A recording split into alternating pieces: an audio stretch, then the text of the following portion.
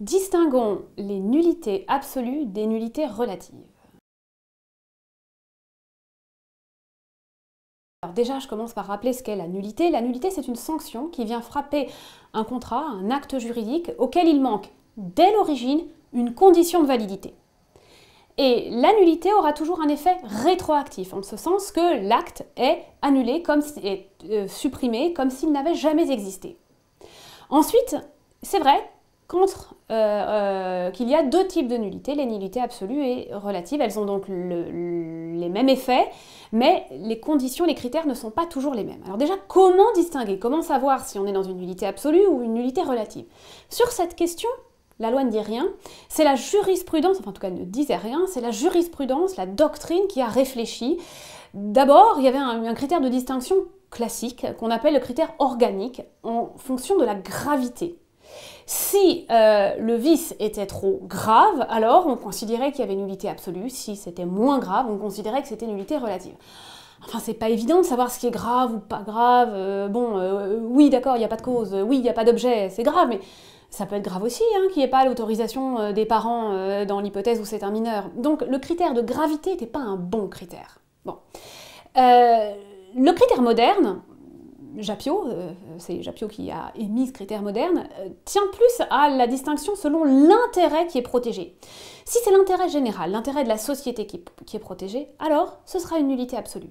Si au contraire c'est un intérêt plus particulier, celui de l'un des contractants, alors on sera dans une nullité relative.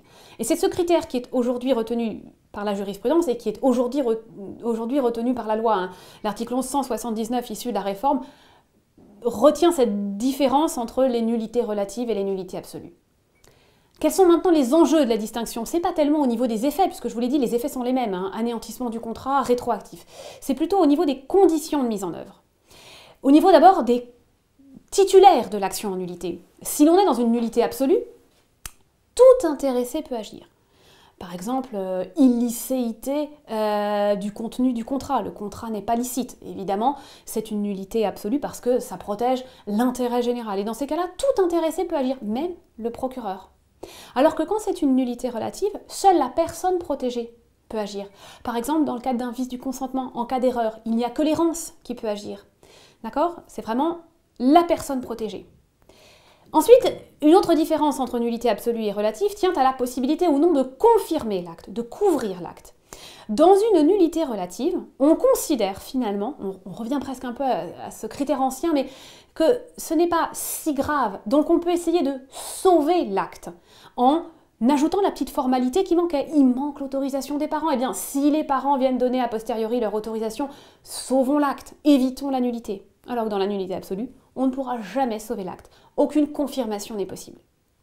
Enfin, très longtemps, et c'était l'un des critères principaux, un des intérêts principaux de la distinction, tenait à la différence quant au délai de prescription. Le délai pour agir, traditionnellement, était très différent, puisque dans la nullité absolue, vous aviez 30 ans pour agir, alors que dans la nullité relative, vous n'aviez que 5 ans.